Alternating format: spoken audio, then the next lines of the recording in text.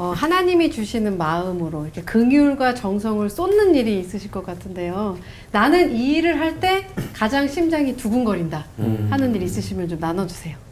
저는 이런 긴 고통의 과정을 겪으면서요, 한 가지 깨달은 게, 사실은 제가 교회를 개척하고 이 일들이 바로 시작이 됐는데, 지금도 교회를 개척하고 싶다는 마음이 너무 제 가슴을 두근거려요. 전혀 의외의 이야기 같지만, 아픈 아내로 인하여서 교회를 못할 줄 알았는데, 교회를 지금까지 해왔거든요. 근데 그 과정에서 연약한 자를 중심으로 하면 공동체가 되더라고요. 강한 자를 중심으로 하면 공동체는 안 되거든요. 아주 효과적이고 뭐 유능하고 뭐 이런 건 될 수 있지만, 근데 약한 자가 중심이 되면 서로 간에 자신을 증명할 필요가 없는 공동체가 되다 보니까 굉장한 신뢰감들이 많이 생기더라고요. 근데 오늘날 한국에 꼭 필요한 것은 뭘까라고 교회에 묻는다면 바로 이런 부분인 것 같아요. 누구든지 와서 받아들여질 수 있는, 말로 그런 게 아니라 실제로. 그래서 아픈 아내로 인해서 교회를 돌보는 건 굉장히 어려움이었지만, 지금 시간이 지나고 난 뒤에 다시 하고 싶은 건 개척하고 싶습니다. 저는 이제 지금은 이제 목회를 하고 있지만, 이제 부르심을 받았을 때 중국 선교가 하고 싶었어요.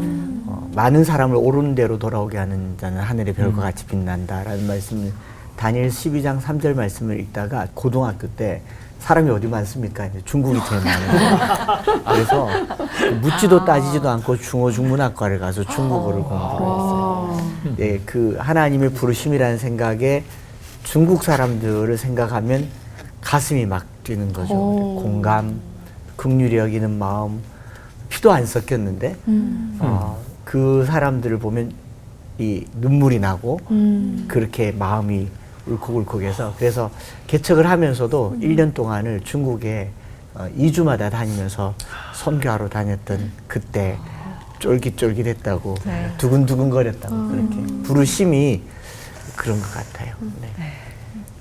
교수님. 네, 20년 전쯤 됐을 거예요. 제가 미국에 있는 그 의사 친구가 한번 저보고, 너는 그 대한민국에서 뭐 잘 나가는 의사라고 하는데 영어로 한 겁니다. 북한에 대해서, 북한 주민들 이야기를 한 번도 안 한다. 북한에 대해서 너는 관심이 없냐? 라고 해서 제가 그때 머리를 맞은 것 같은 충격이었죠. 물론 그 한 2000년 초반에 제가 북한에 가서 박동기 시술도 하고 그런 적이 있었습니다. 근데 지금 뭐 너무 남북 관계가 정치적으로 안 좋죠. 근데 뭐 정치적으로 어려운 관계 있지만, 북한에 있는 아마 병을 가지고 있는 그 주민들은 뭐 대한민국도 마찬가지지만 지금 아마 가장 어려운 시간을 보내고 있다고 봐요. 더더욱이 우리는 지금 먼 나라가 아니잖아요. 이 조그만 땅덩어리 한반도잖아요. 또 물, 또 공기, 또 이런 환경을 공유할 수밖에 없는 북한이잖아요. 그래서 북한 주민들에게 어떻게든 그 직접 또는 간접적으로라도 그 건강에 우리 남한에 있는 대한민국에, 또는 우리의 노력으로라도 부족하다면 국제적인 또는 공조를 통해서라도 북한 주민들, 지금 현재 병을 앓고, 예를 들면 결핵, 그 내성 결핵이 너무 많아요. 네. 지금이라도 도와줄 수 있어야죠. 또 우리나라도 사실 결핵이 OECD 국가 중에 우리가 1등이에요. 그만큼 뭐 여러 가지 이유가 있지만, 저는 이런 병은 그 서로 공유될 수밖에 없다. 더더욱이 우리 팬데믹 경험했잖아요. 유일하게 백신 안 맞고 이 코로나를 위기를 넘겼던 나라가 북한입니다. 그 면역도 안 좋은. 근데 코로나가 다행히 그렇게 치명적이지 않았기 때문에 저런 거였거든요. 앞으로 또 다른 팬데믹이 올지도 모르죠. 이럴 때 이렇게 격리하고 고립해가지고만 이기기 힘들 거다. 저는 서로 공조해야 되고, 서로 손잡아야 되고, 필요하면 핫라인도 만들어야 되고, 지금이라도 북한 주민들이 앓고 있는 질병에 대해서 끝까지 학생들에게 가르쳐야 돼요. 언젠가는 우리 대한민국의 주요 그 의료진들이 북한 주민까지도 그 치료할 수 있는 또 그런 미래를 우리가 그 준비해야죠. 그래서 제가 남북보건의료 교육재단에 그 일을 맡고 있습니다. 지금도 하여튼 다양한 방법으로 그 병으로 고생하고 있는 북한 주민들을 우리가 잊지 말자.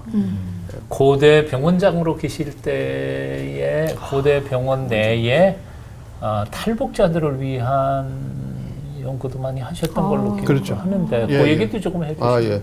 사실은 그 뭐 먼저 들어온 우리 통일이라고 이야기하잖아요. 탈북자. 네. 그 탈북자들이 앓고 있는 질환의 그 양상을 잘 보면 우리가 좀 힌트를 얻을 수가 있죠. 그래서 지금 한 3만 5천 명 정도의 탈북자인데 저희 고대병원에서 계속 약 한 10년 이상 탈북자들을 대상으로 검진 같은 거 하고 당뇨 환자들 추적 관찰 쭉 하면 우리가 몰랐던 새로운 사실들. 야, 우리는 뚱뚱해서 비만해서 당뇨가 걸리는데 그 탈북자들은 굉장히 마른 당뇨가 많아요. 예를 들면 그래서 병의 기전을 밝히는데도 큰 도움이 되죠. 예, 그래서 탈북자들 그리고 탈북자들이 앓고 있는 여러 가지 정신적인 어려움 또 뭐 다양한 이런 그 북한 주민들이 앓고 있는 질병을 직접 들어가서 우리가 그 뭐 할 수 없는 상황이니까 간접적으로라도 탈북자들 그 코호트를 만들어서 지금 10년 이상 하고 있어서 그런 그 노력을 하고 있는 우리 교수님들이 너무 자랑스럽고 그것이 병원 차원에서 학교 차원에서 지원해서 그런 연구를 계속 해 나가고 있죠. 이제 서 목사님의 가슴 두근거리는 꿈을 좀 들어볼 아, 시간입니다. 예.